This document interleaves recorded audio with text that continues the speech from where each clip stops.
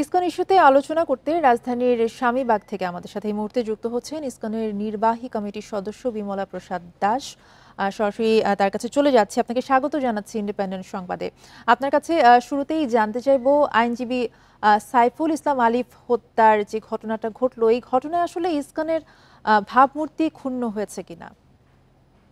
ধন্যবাদ আপনাকে এবং আপনার টেলিভিশন এবং তার সকল শুভানুধ্যায়ী শ্রোতা মণ্ডলীকে।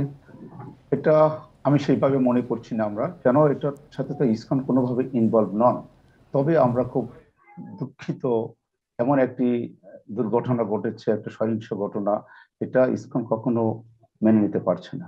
যারাই ঘটিয়েছে ঘটনাটা, সেটা আমরা সরকারের কাছে আবেদন ইতিমধ্যেই করেছি এবং আমরা এই আইনজীবী উদ্দেশ্যে আমরা একটা শোক প্রস্তাবও দিয়েছি। আমরা তার পরিবারের সকল সদস্যদের প্রতি আমরা খুব সহমর্মিতা করছি যে তারা যে আঘাতটা পেয়েছে, সে আঘাত থেকে যেন খুব অচিরেই কাটিয়ে উঠতে পারে।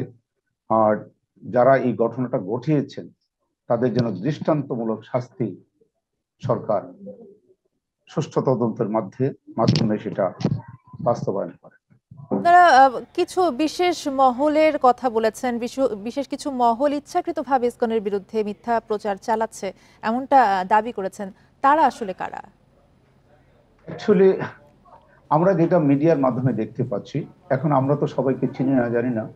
তো এখন আমরা যেটা দেখতে পাচ্ছি সেটা বিভিন্ন ইউটিউবার, বিভিন্ন ব্লগার, বিভিন্ন চ্যানেল, বিভিন্ন ব্যানার, এই সব জায়গা থেকে এই কাজগুলো হচ্ছে এবং তাদের প্রকৃত পরিচয় তো সব আমরা জানি না তারা কারা করছে। আমরা তো কিছু কিছু স্পষ্টত দেখতে পাচ্ছি, বিভিন্ন যেটা আপনারা দেখেন, আপনাদের মাধ্যমে আমরা দেখতে পাই, আপনাদের বিভিন্ন চ্যানেলের মাধ্যমে আমরা দেখছি।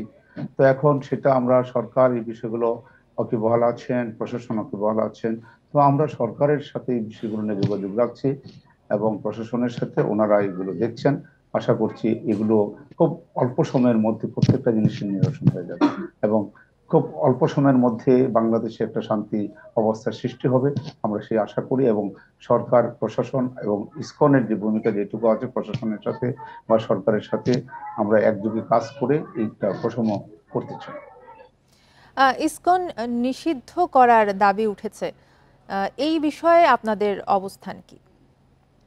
অ্যাকচুয়ালি ইসকন নিষিদ্ধ করার দাবি যারা করেছেন সেটা অনেকেই, আমরা তাদের সাথে আলোচনা করেছি। তো অনেকে না জেনে না বুঝে শুধু এই যে গুজবের কান, কিছু না জেনে পিছনে দৌড়াচ্ছে। যখনই আমাদের সাথে কথা বলছে তখনই তাদের বিষয়গুলো পরিষ্কার হয়ে যাচ্ছে। কারণ আমরা সারা পৃথিবীর প্রায় 150টি দেশে ইসকনের এই প্রতিষ্ঠান চলছে এবং এটা 1966 সালে ইসকন প্রতিষ্ঠা হয়েছে। সেই প্রতিষ্ঠা লগ্ন থেকে এখনো পর্যন্ত বাংলাদেশ সহ সারা পৃথিবী, এমনকি পাকিস্তান, মিডল ইস্ট সব প্রত্যেকটা কান্ট্রিতে আমাদের এই প্রতিষ্ঠানের কার্য পরিচালিত হচ্ছে। কোথাও এই ধরনের কোনো ধরনের ঘটনা আমাদের নেই, যে আমাদের ইতিহাসে নেই যে আমরা কোথাও। আপনি কিছুক্ষণ আগে যেমনটা বলছিলেন, এক ধরনের অস্থিরতা চলছে আসলে দেশের এই বর্তমান পরিস্থিতিতে ইসকনের অবস্থান কি?